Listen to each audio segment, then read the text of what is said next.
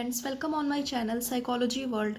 सो यहाँ हम बात कर रहे हैं एंटी साइकोलॉजी की, और यहाँ हमारा first unit emergence of psychology, इसके टॉपिक्स हम यहाँ कवर कर रहे हैं।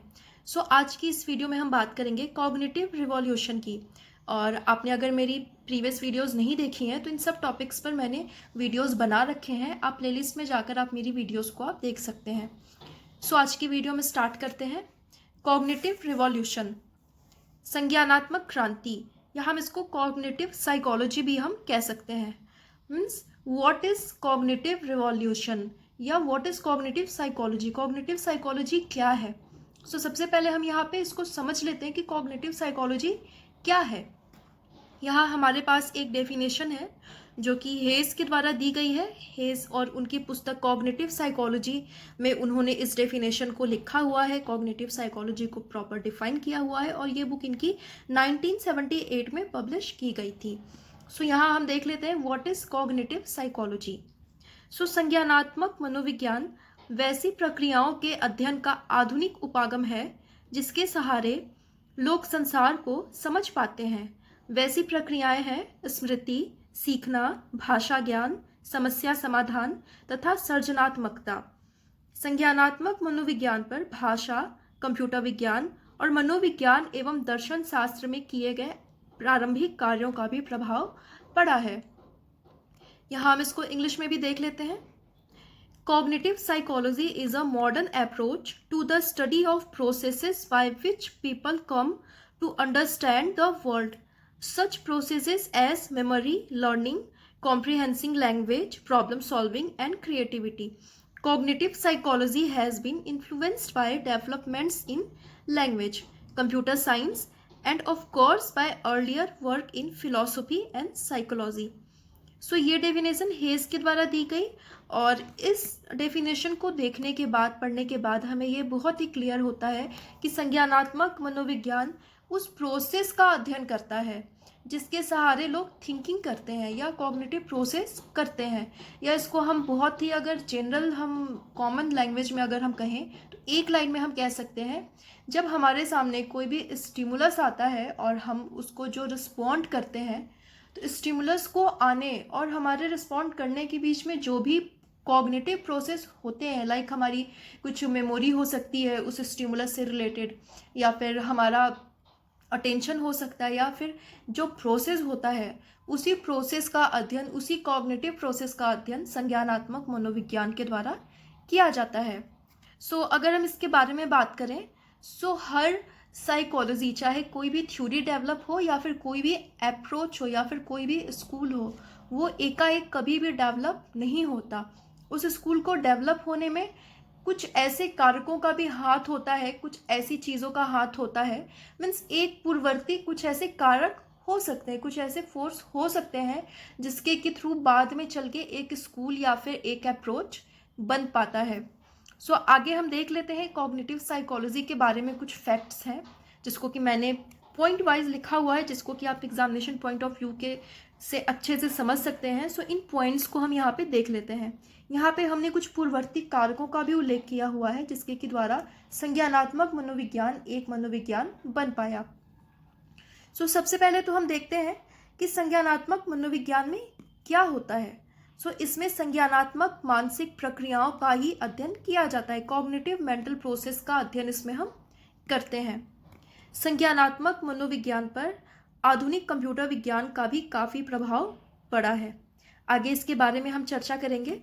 आगे देखते हैं कि इस पर संरचनावाद और दर्शन शास्त्र का भी प्रभाव रहा है। मीन्स अगर हम कॉग्निटिव साइकोलॉजी की हिस्ट्री में हम जाएं, मैंने यहाँ पे पूरी हिस्ट्री से जो चीज़ें, मेन चीज़ें निकल सकती थी, मैंने उन्हीं पॉइंट्स को यहाँ पे इंक्लूड किया हुआ है। सो हम जब कॉग्निटिव साइकोलॉजी की पूरी हिस्ट्री देखते हैं तो हम पाते हैं कि संज्ञानात्मक मनोविज्ञान पर संरचनावाद का भी प्रभाव रहा है। साथ ही इन पर वुंट और विलियम जेम्स के भी विचारों का प्रभाव रहा, लेकिन इन्होंने उनके द्वारा दिए गए मेथड, अंतर्निरीक्षण विधि या इंट्रोस्पेक्शन मेथड को इन्होंने एक्सेप्ट नहीं किया, और इन्होंने इंफॉर्मेशन टेक्नोलॉजी का इन पर बहुत ज़्यादा इफेक्ट हुआ, और जो कि इंफॉर्मेशन प्रोसेसिंग अप्रोच जो कि एटकिंसन और सिफरिन के द्वारा दी गई थी मेमोरी को समझाने के लिए, उसको डिफाइन करने के लिए, इस मॉडल का संज्ञानात्मक मनोविज्ञान पर बहुत ज़्यादा प्रभाव पड़ा है, इसलिए हम यहाँ कह सकते हैं कि इस पर आधुनिक कंप्यूटर विज्ञान का भी प्रभाव पड़ा और संरचनावाद और दर्शन शास्त्र का भी काफ़ी प्रभाव रहा है। अगर हम इसकी उत्पत्ति की बात करें तो इसकी उत्पत्ति हम कह सकते हैं कि 1950 टू 1960 वाले दशक में हुई थी, या हम इस तरह से कह सकते हैं कि जब 1960 वाले दशक में जबकि मेमोरी पर रिसर्चेस चल रहे थे और उसी समय शिफ्रिन और एटकिंसन का मॉडल इंफॉर्मेशन प्रोसेसिंग मॉडल आया था उसी दौरान, सो उसका कॉग्निटिव साइकोलॉजी पर बहुत ज़्यादा प्रभाव पड़ा। आगे हमने यहाँ पे लिखा भी है कि इस अवधि को संज्ञानात्मक क्रांति की संज्ञा दी गई है, कॉग्निटिव रिवॉल्यूशन। मीन्स आपको ध्यान में रखना है कि 1950 टू 1960 वाला जो दशक है उसे ही कॉग्निटिव रिवॉल्यूशन की संज्ञा दी गई है, क्योंकि हम जानते हैं कि यूजीसी नेट के एग्जाम में ऑब्जेक्टिव क्वेश्चंस आते हैं। सो आपको ये एक एक पॉइंट्स आपको ये ध्यान में रखने हैं, ये दशक आपको ध्यान में रखना है। आगे हम देखते हैं, जैसे मैंने यहाँ इंक्लूड भी कर रखा है कि सूचना संसाधन उपागम इंफॉर्मेशन प्रोसेसिंग अप्रोच का भी प्रभाव इसके विकास पर पड़ा है, जो कि एटकिंसन और शिफ्रिन के द्वारा दी गई थी। सो आगे के पॉइंट्स हम देख लेते हैं। आगे हम देखते हैं कि यह व्यवहारवाद के प्रति एक तरह का विद्रोह था, क्योंकि संज्ञानात्मक मनोवैज्ञानिकों का मानना था कि व्यवहारवाद बहुत ही नैरो है, क्योंकि व्यवहारवाद में जितने भी स्टडीज हुए हैं वो पशुओं पर किए गए और उसको ह्यूमंस पर अप्लाई कर दिया गया या ह्यूमंस पर जनरलाइज कर दिया गया। लेकिन क्योंकि ह्यूमन माइंड अलग तरह से काम करता है, इसलिए कॉग्निटिव साइकोलॉजिस्ट का भी मानना था कि व्यवहारवाद में जो चीज़ें बतलाई गई हैं वो काफ़ी नैरो है और उनसे कॉग्निटिव प्रोसेस कॉग्निशन की व्याख्या बिल्कुल भी नहीं होती। आगे जैसे मैंने ये इंक्लूड भी करा है कि संज्ञानात्मक मनोवैज्ञानिकों ने व्यवहारवाद को बहुत ही संकीर्ण माना है, बहुत ही नैरो माना है। इन्होंने संरचनावादियों के अंतर्निरीक्षण विधि इंट्रोस्पेक्शन मेथड को स्वीकार नहीं किया है। जैसा कि मैंने पहले भी हमने चर्चा की कि इन्होंने इंट्रोस्पेक्शन मेथड को एक्सेप्ट नहीं किया, हालांकि इनकी साइकोलॉजी पर संरचनावाद का भी प्रभाव देखा जाता है। आगे हम देखते हैं, साथ ही ये मानवतावादी और अस्तित्ववादी मनोवैज्ञानिकों के घटना क्रिया प्रधान विधि फेनोमेनोलॉजिकल मेथड का भी उपयोग नहीं करते, क्योंकि इनका मानना है कि फेनोमेनोलॉजिकल मेथड भी इंट्रोस्पेक्शन मेथड के समान ही होता है।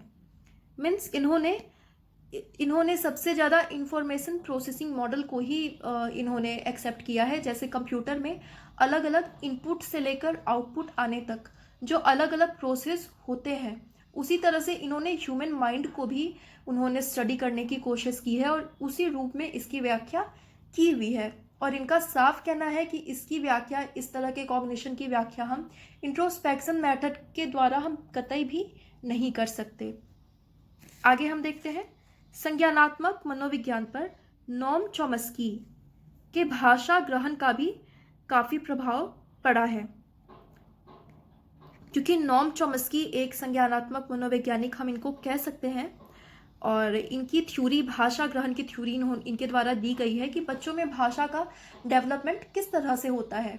नोम चॉम्स्की की पूरी थ्योरी को हम अपने नेक्स्ट वीडियो में हम देखेंगे और इसका भी इन पर काफ़ी प्रभाव पड़ा है। मीन्स हम कह सकते हैं, जैसे अगर हम अस्तित्ववादी मनोविज्ञान की हम बात करें कि किसी एक साइकोलॉजिस्ट ने अस्तित्ववादी मनोविज्ञान को अस्तित्ववादी मनोविज्ञान नहीं बनाया, बल्कि बहुत सारे मनोवैज्ञानिकों का कंट्रीब्यूशन रहा है। उसी तरह से अगर हम संज्ञानात्मक मनोविज्ञान की बात करें, कॉग्निटिव साइकोलॉजी की बात करें, तो कोई एक मनोवैज्ञानिक ऐसे नहीं है जिन्होंने प्रॉपर किसी डेट पर इसकी स्थापना की और इसके अंतर्गत ही अपने सारे नियम और सिद्धांत दिए। ऐसा बिल्कुल भी नहीं है कॉग्निटिव साइकोलॉजी के साथ, बल्कि इसमें अलग अलग मनोवैज्ञानिक, कुछ मनोवैज्ञानिक ऐसे भी हैं जिनका कि व्यवहारवाद में भी जिन्होंने काम किया और जिन्होंने कॉग्निशन पर भी काफ़ी काम किया और जिनको कि कॉग्निटिव बिहेवियरिस्ट कहा जाता है। तो इस तरह के बहुत सारे मनोवैज्ञानिकों के द्वारा मिलकर, इनके कंट्रीब्यूशन के द्वारा ही कॉग्निटिव साइकोलॉजी बन पाई है। तो यहाँ कोई एक नेम नहीं दे सकते हम। नोम चॉम्स्की की थ्योरी को हम अपने नेक्स्ट वीडियो में हम देखेंगे और इनका भी काफ़ी स्पष्ट प्रभाव पड़ा है। आगे हम देखते हैं कि नोम चॉम्स्की के अनुसार भाषा जन्मजात होती है, जन्मजात क्षमता होती है। क्योंकि व्यवहारवाद की अगर हम बात करें तो व्यवहारवादियों ने हेरिडिटी को पूरी तरह से नकार दिया है और इन्होंने इन्वायरमेंट पर ही सबसे ज़्यादा फोकस किया हुआ है। और कहीं ना कहीं व्यवहारवादियों की आलोचना इसी तथ्य पर हर बार होती रही है कि उन्होंने हेरिडिटी को एक्सेप्ट नहीं किया। लेकिन अगर हम और भी स्कूल्स की बात करें, हम गेस्टाल्टवाद की बात करें या फिर हम ह्यूमैनिस्टिक की बात करें, तो हम देखते हैं कि हेरिडिटी का भी स्पष्ट प्रभाव देखा जाता है व्यक्ति के डेवलपमेंट में। इसलिए नॉर्म चॉम्स्की ने अपने स्टडी में पाया कि बच्चे में जब लैंग्वेज का डेवलपमेंट होता है तो उस पर वो बाय बर्थ होता है, उसके अंदर वो बाय बर्थ ये क्षमता होती है। इन्होंने भी व्यवहारवाद का खुलकर विरोध किया है। आगे हम देखते हैं कि विकासात्मक मनोविज्ञान में डेवलपमेंटल साइकोलॉजी में जीन पियाजे के सिद्धांतों द्वारा कॉग्निटिव ग्रोथ का भी प्रभाव पड़ा। आगे मनोवैज्ञानिक आते हैं जीन पियाजे, जिनकी की थ्योरी बहुत ही ज़्यादा फेमस है। नेक्स्ट वीडियो में हम जीन पियाजे पर भी मैं एक अलग वीडियो में बनाऊंगी और उसको आप देख सकते हैं। जीन पियाजे की पूरी थ्योरी को हम वहाँ पे समझेंगे और इनकी जो थ्योरी दी गई उसका भी बहुत ज़्यादा प्रभाव कॉग्निटिव ग्रोथ पर पड़ा। मीन्स इन्होंने भी कहीं ना कहीं संज्ञान की बात कही और कहीं ना कहीं इन्होंने हेरिडिटी को भी एक्सेप्ट किया है। आगे हम बात करते हैं एडवर्ड टॉलमैन की अगर हम बात करें तो टॉलमैन एक बिहेवियरिज्म स्कूल के ये साइकोलॉजिस्ट रहे हैं, लेकिन आगे चलकर इन्होंने कुछ ऐसे अध्ययन किए, ह्यूमंस पर भी इन्होंने कुछ ऐसे अध्ययन किए, पशुओं पर भी इन्होंने ऐसे अध्ययन किए कि इनको बाद में कॉग्निटिव बिहेवियरिस्ट कहा जाने लगा। मीन्स इनके थ्योरी पर या इनकी स्टडी पर हम कॉग्निटिव साइकोलॉजी और व्यवहारवाद बिहेवियरिज्म का पूरा प्रभाव हम देख सकते हैं। साथ ही साथ इन्हें पर्पसिव बिहेवियरिस्ट भी कहा जाता है कि मीन्स ऐसा मनोवैज्ञानिक जो कि अपने पर्पस के लिए बिहेवियरिज्म के कॉन्सेप्ट का यूज़ करता है और कॉग्निटिव साइकोलॉजी के भी टर्म्स का यूज़ करता है। इनको हम किसी एक स्कूल में इनको हम नहीं रख सकते। यहाँ पे मैंने लिखा हुआ है कि टॉलमैन का एक बहुत ही इंपॉर्टेंट कॉन्सेप्ट इन्होंने दिया था, कॉग्निटिव मैप। ये प्रीवियस पेपर में ये क्वेश्चन आ भी चुका है कि कॉग्निटिव मैप संज्ञानात्मक मानचित्र का कॉन्सेप्ट किसके द्वारा दिया गया, तो ये टॉलमैन के द्वारा दिया गया है। इन्होंने इनका ये जो कॉन्सेप्ट है वो दोनों पर ही अप्लाई होता है, किस पर, ह्यूमंस पर भी और एनिमल्स पर भी। ये दोनों की लर्निंग में बहुत ज़्यादा इंपॉर्टेंट रोल होता है। आगे जब हम लर्निंग चैप्टर हम देखेंगे, लर्निंग यूनिट हम पढ़ेंगे, तो वहाँ पे टॉलमैन की थ्योरी को भी हम डिटेल में वहाँ पे हम समझेंगे। आगे हम जब बात करते हैं बेंडूरा की, बेंडूरा दूसरे ऐसे संज्ञानात्मक व्यवहारवादी हैं जिन्होंने सेल्फ रेन्फोर्समेंट और कॉग्निशन के तत्वों पर बल डाला है। मीन्स टॉलमैन की तरह ही बेंडूरा भी इनकी भी थ्योरी पर हम देखते हैं कि कॉग्निटिव साइकोलॉजी और बिहेवियरिज्म दोनों का ही बराबर प्रभाव देखा जाता है। और इन्होंने सेल्फ रेन्फोर्समेंट की तो बात कही है, साथ ही कॉग्निशन के तत्वों पर भी इन्होंने काफ़ी बल डाला है। आगे हम बात करते हैं गेस्टाल्टवाद की। संज्ञानात्मक मनोविज्ञान के विकास पर गेस्टाल्टवाद का भी प्रभाव रहा है। यहाँ हम देखते हैं कि गेस्टाल्टवादियों ने भी हेरिडिटी को बहुत ज़्यादा इम्पोर्टेंट माना है और साथ ही साथ में गेस्टाल्टवादियों का ये जो मेन टर्म जो डेफिनेशन इन्होंने दी हुई है, संपूर्ण उसके अंशों के योग से अलग होता है, इस तथ्य को यहाँ पे भी कॉग्निटिव साइकोलॉजिस्ट के द्वारा भी स्वीकार किया गया है और इसी तथ्य को लेकर इन्होंने ये आगे बढ़े हैं। यहाँ पे हमने देखा कॉग्निटिव साइकोलॉजी के बारे में, यहाँ पे हमने समझा कॉग्निटिव साइकोलॉजी क्या है। आई होप आपको ये क्लियर हो गया होगा। यहाँ मैं इसी टॉपिक से रिलेटेड मैं आपसे क्वेश्चन करूँगी, अगर आपको उसका आंसर पता हो तो आप मुझे कमेंट सेक्शन में लिखकर बताएं। आज के लिए क्वेश्चन है, कॉग्निटिव मैप का कॉन्सेप्ट किसके द्वारा दिया गया। अगर आपको इसका आंसर पता है तो आप मुझे कमेंट कर सकते हैं, अगर आपको इसका आंसर नहीं पता है तो मैंने इसी वीडियो में, आज की वीडियो में ही इसके बारे में मैंने थोड़ा सा डिफाइन किया हुआ है, आप मेरी वीडियो को ध्यान से देखें। ये तो हमने यहाँ पे कॉग्निटिव साइकोलॉजी को हमने यहाँ पे समझा, इसमें क्या चीज़ें हैं, ये क्या किस तरह से ये अध्ययन करता है। और यहाँ हम देखते हैं कि बहुत सारे मनोवैज्ञानिकों ने, खासकर व्यवहारवादियों ने कॉग्निटिव साइकोलॉजी की काफ़ी आलोचना भी की है, जिसमें कि सबसे पहले स्किनर का नाम आता है, क्योंकि स्किनर का मानना है कि कॉग्निटिव साइकोलॉजी में कुछ अलग से अलग चीज़ें नहीं कही गई हैं। उन्होंने इंटरनल प्रोसेस की बात कही है कि जब व्यक्ति किसी भी जो प्रोसेस होता है उसका, व्यक्ति का जो कॉग्निटिव प्रोसेस होता है वो एक इंटरनल प्रोसेस चलता है। सो स्किनर का मानना है कि व्यवहारवाद में भी व्यक्ति के एक्सटर्नल प्रोसेस और इंटरनल प्रोसेस दोनों की व्याख्या की गई है। इसलिए कॉग्निटिव साइकोलॉजी को उन्होंने एक अलग साइकोलॉजी नहीं माना है और इन्होंने व्यवहारवाद का ही एक पहलू के रूप में कॉग्निटिव साइकोलॉजी को उन्होंने डिफाइन किया हुआ है। सो इस तरह से हमने आज की ये थ्योरी, आज की वीडियो में हमने कॉग्निटिव साइकोलॉजी के बारे में हमने समझा। हमारी नेक्स्ट वीडियो में कॉग्निटिव साइकोलॉजी पार्ट 2 और पार्ट 3 में हम नोम चॉम्स्की और जीन पियाजे की थ्योरी को हम डिटेल में हम देखेंगे। सो आज की वीडियो मैं यहीं तक रखती हूँ। आज के लिए इतना ही। Thank you so much.